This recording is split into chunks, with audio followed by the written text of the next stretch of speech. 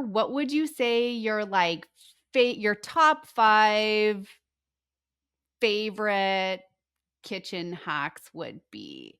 We haven't covered them already, but like, yeah, what would be top 5? Well, the first one that comes to mind for me is like I always have a paper towel, like a wet paper towel or like a grippy thing under my cutting board every time I start in the kitchen. That's not really a hack, I guess, but that's just like something I always do. And you're taught that in cooking school, even.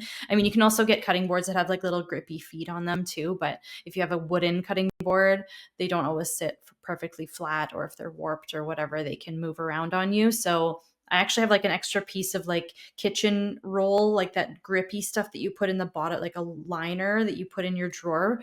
I had some extra, so I just cut like a little piece of that and I just unroll that and use that under my cutting board. But like, yeah, a paper towel or like a cloth or something to stabilize your cutting board is nice, because it just like makes it so things aren't slipping and sliding around and it's safer.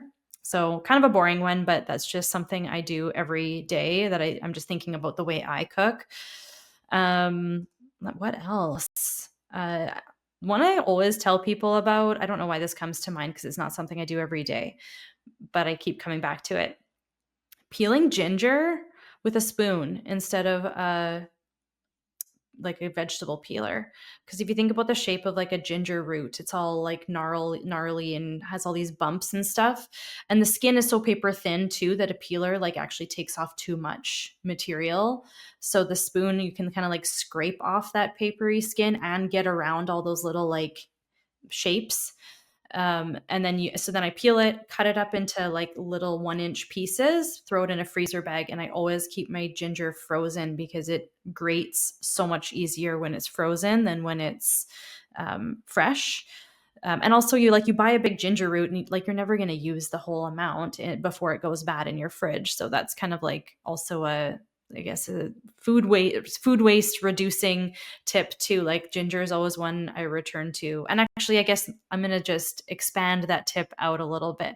So this freezing technique, that's what I do for a lot of ingredients. So like tomato paste, you get a big can of that. I always like use what I need for the recipe, and then I measure out like tablespoon-ish amounts on a little baking sheet with like either parchment or wax paper or whatever. Throw that in the freezer, and then you just collect them all off the pan when they're frozen, put them in a bag. I also freeze buttermilk in like 1 cup measurements, so that like, because I only use it for baking, you're not drinking it. So you just thaw it in the microwave, or if you take it out the day before and put it in the fridge or whatever. It's First of all, it's measured out probably in the amount you're going to need. Like pancakes, you probably are going to use like a cup of it anyway. But buttermilk also like doesn't last as long as you think it is going to in the fridge. Like you buy a liter of it and you think, oh, buttermilk is going to last forever. And then you look at the best before date and it's like around the same amount of time that like regular milk would go bad. So, and that's not something you use all the time. So just stuff like that around, like your freezer is really your best friend with these kinds of ingredients and portioning out. So sorry, that was like a tip that was like 7 tips in one, but it really came down to like portioning things out in the freezer and saving them for later. Also a time saving thing, really.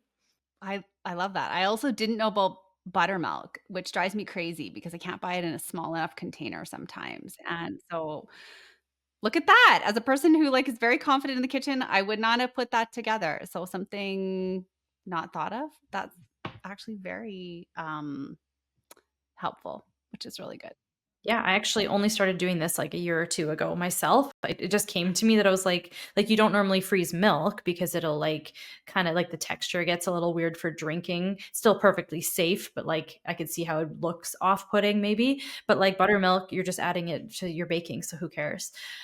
So yeah, that one has also been a huge life changer for me. Okay, so that's like 2, but also it was like 7. What else?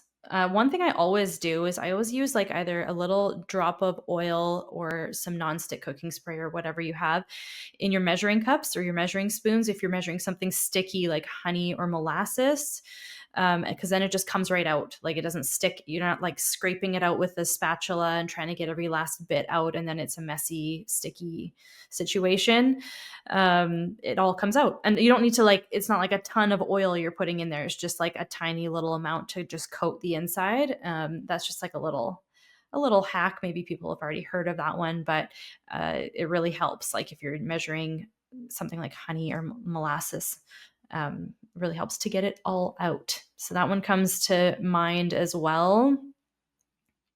Let's see what else. I guess this is a common one that people have probably heard of, but if you're cutting a large amount of something like grape tomatoes or grapes or something, and you want to slice them in half to do a large amount at a time, you can put them between like two deli lids for like deli container lids, like those plastic circular lids, and just put them all on there, and then take your knife and slice through all of them at once, and then you're kind of getting through a whole bunch at a time. You do need a sharp knife for this, so if you don't have a sharp knife, make sure it's sharp because it won't slice through otherwise. But that does save a bit of time. Like instead of one at a time, slicing through one little cherry tomato at a time, that saves on time if you're trying to do a bunch at once. So that's one I've seen a lot, and I agree it does save a little bit of time and it makes it more efficient. These are like super specific tips, and it's not necessarily something I do every day, but they have helped me. But it does go to show you that, like, a few hacks can actually like, if I think about the even the oil one, right? Like, I ran into that last week, whatever I was making, and then all of a sudden it's like, "Oh my god, I gotta dirty a spatula and another spoon," and I just, like, made a mess on the counter, and it just fed into that, my husband saying, "Why do you make such a mess?" I'm like, "I don't know." So that one woulda came in handy if I had just thought about that and reduced. So I think any sort of hack that helps you in the kitchen is very important. Brandon, what about for you? What would you say your like, I don't know, 2 favorite hacks are? Mine are a little bit is slightly different. One of my things that I always despise is dishes. I don't know, just yeah. I don't have a good relationship with dishes.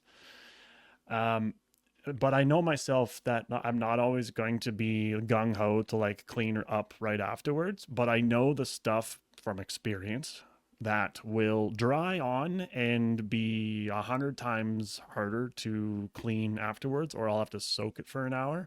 So, like, yeah, I'm not going to clean this right away. Give it a little rinsey rinse before you put it on the counter to come back to later. If you scooping rice out of a pot after you're done cooking rice, dried on rice is probably also dangerous too, because like I've legit almost cut myself with dried on rice on a wooden spoon. Give it a little rinsey rinse. You don't have to like do, and sometimes that little like, oh, I'm just gonna rinse this off, come back to it later, will come sometimes be the little flick of the dominoes to get you going to actually maybe do the dishes right afterwards. Who knows? But the same goes for like pots and whatever else. Um, so that the stuff dry on, it makes cleaning it up later just a lot easier.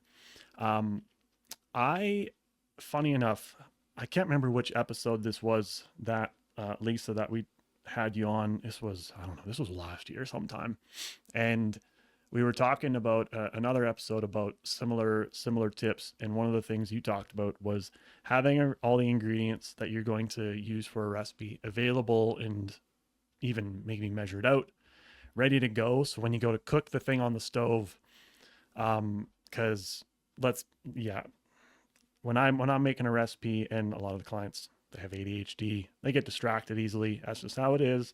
If you're cooking something on a stove, the risk of burning something goes up drastically. You have to find the things you're trying to put together in the recipe while something is already started cooking on the stove. So the term, I always butcher this. What's it called? Because you're gonna pronounce this way better than me. Mise en place. Yes, and I was trying to avoid talking about this because I won't shut up about it. If I talk about mise en place, I could talk about it for the entire episode, and I did talk about it in one of our previous episodes a lot. But like that would, if I could choose my top kitchen hack, that would be it. But I specifically was like, I'm not going to say it because I always say it. I'm getting so repetitive at this point. But truly, and that's a time saver. And another like thing that's a misconception is that people think it's going to take them longer in the kitchen if they prep their ingredients ahead instead of doing it as they go. Because you think in your brain, you're thinking, oh, it's an efficiency thing. While that's cooking on the stove, I can be chopping this and saving time. But it actually is like the opposite. It feels like that's not going to be the case, but it actually does save you time to prep everything and have it lined up and ready to go.